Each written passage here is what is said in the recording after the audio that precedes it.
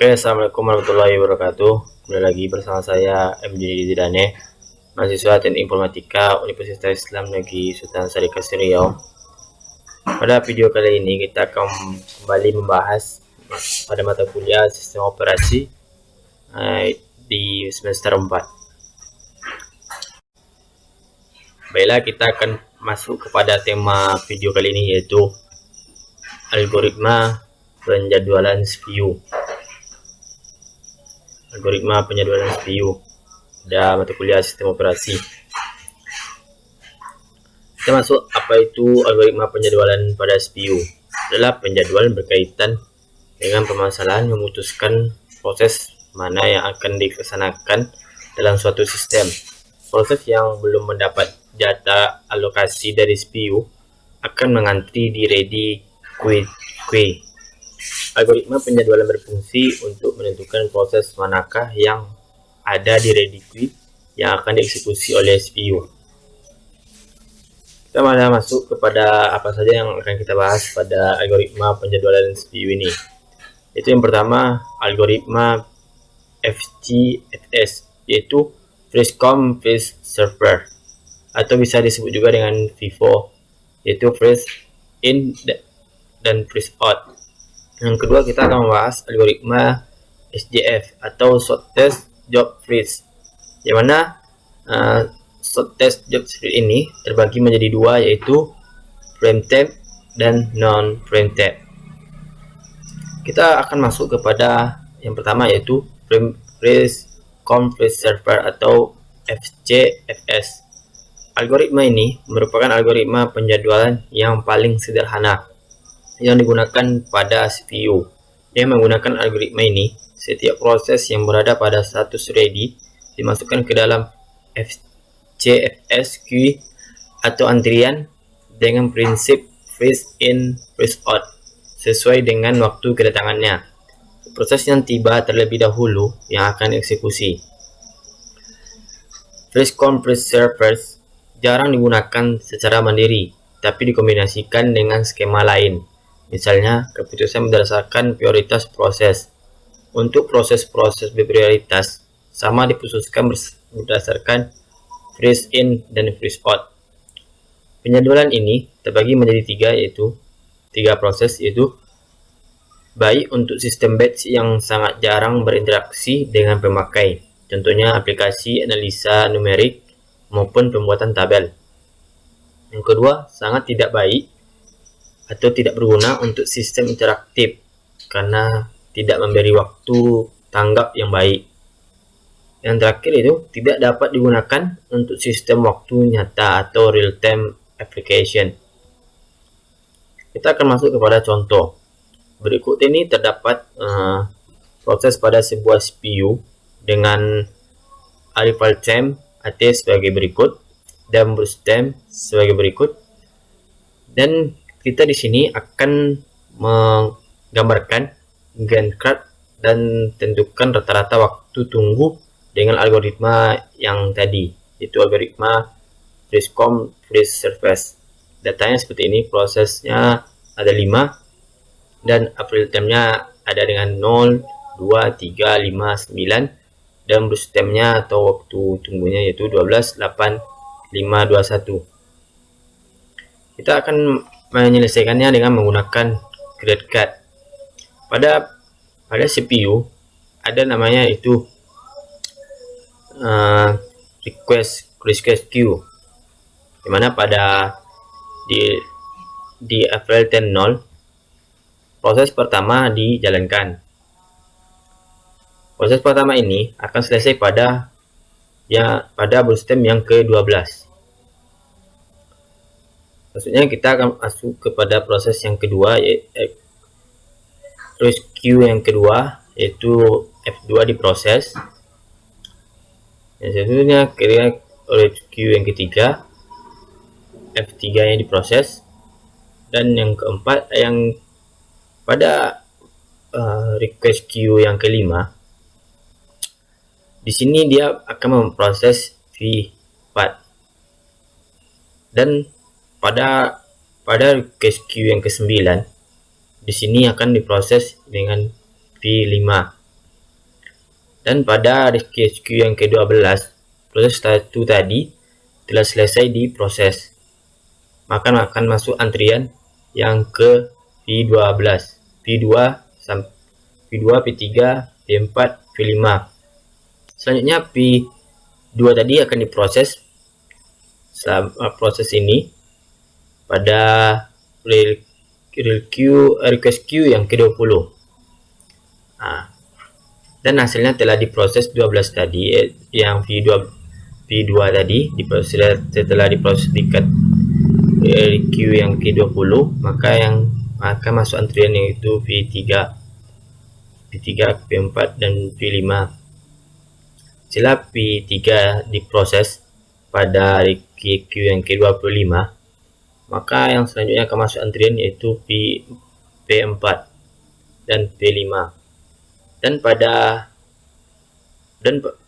pada proses P4 ini akan sampai kepada rel queue yang ke-27.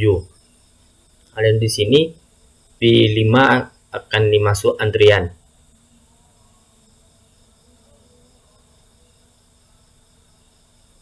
Dan waktu tunggunya itu P1 sama dengan 0 dan waktu tunggunya adalah 0. P5 tadi akan habis diproses pada rel queue yang ke-28. P2 sama dengan 12 kurang 2 sama dengan 10. P1 tadi yang 12 ini dikurangi 2, rel queue yang 2 yang setelah proses ini dikurangkan 2 sama dengan 10. Dan pun yang P3 20 kurang 3 sama dengan 17. Dan yang P yang ke-4 25 kurang 5 sama dengan 20. Yang ke-5 27 kurang 9 sama dengan 18. Dan kita jumlahkan 0, 10, 17, 20, 18, hasilnya adalah 65. Dan untuk rata-rata waktu tunggu atau average wait time yaitu 65 bagi 5 sama dengan 13 satuan waktu. Selanjutnya kita akan masuk kepada shortest job freeze atau SJF. Yang pertama kita akan bahas yang non-predictive. Penjadwal ini mengasumsikan waktu berjalannya proses sampai selesai telah diketahui sebelumnya. Mekanismenya adalah menjadwalkan proses dengan waktu jalan terpendek lebih dulu sampai selesai, sehingga memberikan efisiensi yang tinggi dan turun out time rendah dan penjalanannya tak berprioritas. Blue system adalah asumsi berapa lama sebuah proses membutuhkan CPU di antara proses menunggu I/O. Kelebihannya yaitu adalah karena SDF selalu memperhatikan rata-rata waktu respon terkecil, maka sangat baik untuk proses interaktif.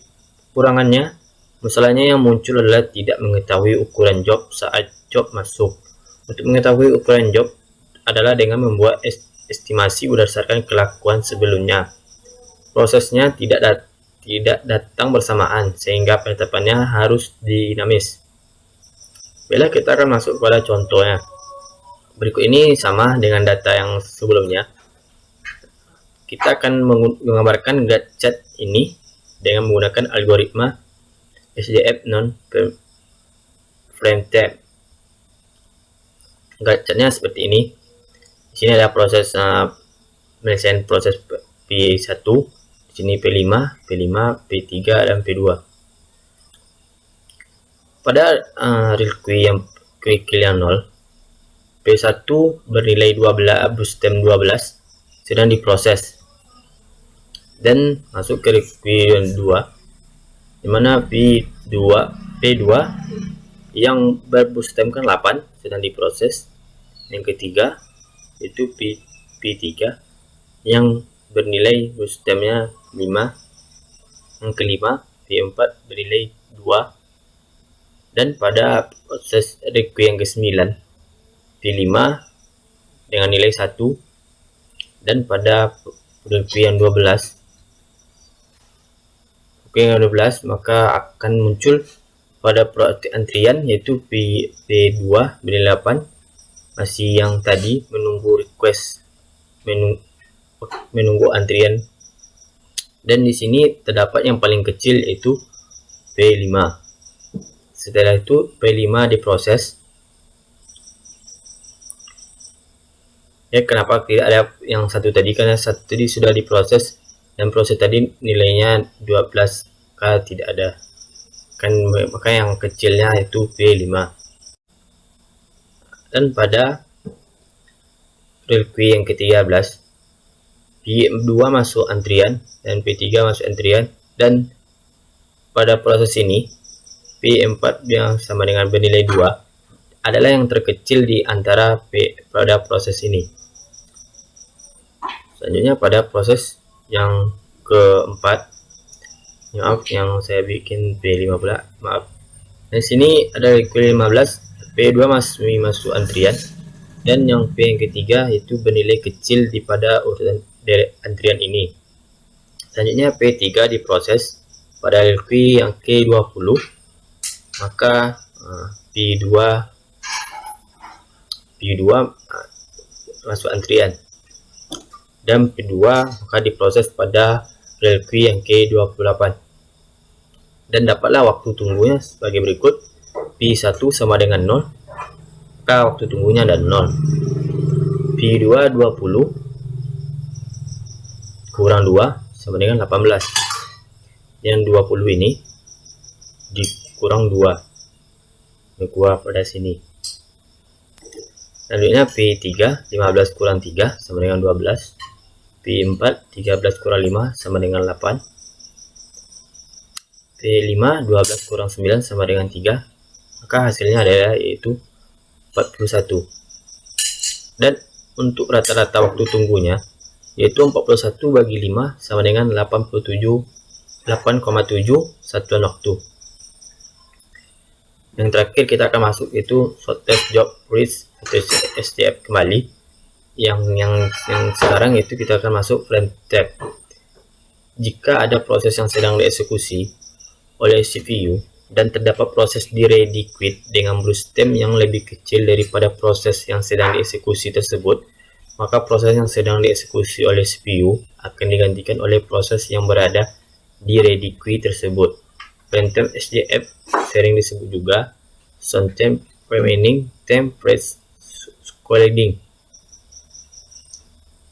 Bila kita akan masuk kepada contohnya, ini data yang tadi, tapi kita akan merubahnya kepada GetCat yang SDF-nya printf.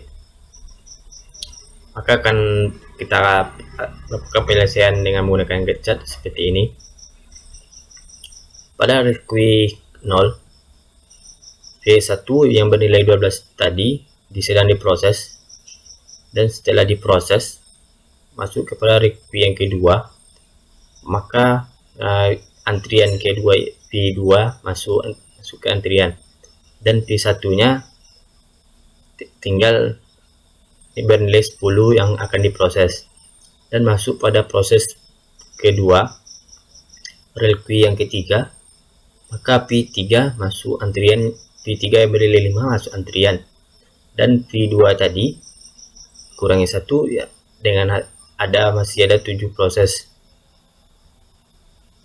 dan P3 diproses pada relkui yang kelima, maka P4 masuk ke antrian, dan P3 masih dengan nilai 5, dan P4 diproses masuk ke relkui yang ketujuh. P3 tadi diproses, maka hasilnya seperti ini, dan P3 diproses kembali pada relkui yang ke-9, maka masuklah antrian P5 dengan nilai 1, tetapi pada nilai yang sebelumnya P3 masih bernilai 1, alias masih yang terkecil daripada proses ini, dan P3 diproses kembali pada relkui yang ke-10, maka P5 masuk antrian, dan P5 diproses pada relkui yang ke-15, maka P2 masuk antrian, dan P2 diproses pada relkui yang ke-18, maka P1 dengan bernilai 10 diproses, dan pada proses Pi1 maka berakhir pada relkui yang ke-28. Dan waktu tunggunya adalah sebagai berikut. Pi1 sama dengan 0 tambah 8 kurang 2 sama dengan 0. 8 ini ditambah dengan 2 sama dengan 0. Pi2 11 kurang 3 sama dengan 8. Pi3 7 kurang 5 sama dengan 2. Pi4 hasilnya 0. Pi5 1. Dan jumlahnya adalah 27. Dan untuk rata-rata waktu tunggunya 25 bagi 5 sama dengan 5,4 satuan waktu. Baiklah, sekian dari pembahasan kita kali ini. Terima kasih. Assalamualaikum warahmatullahi wabarakatuh.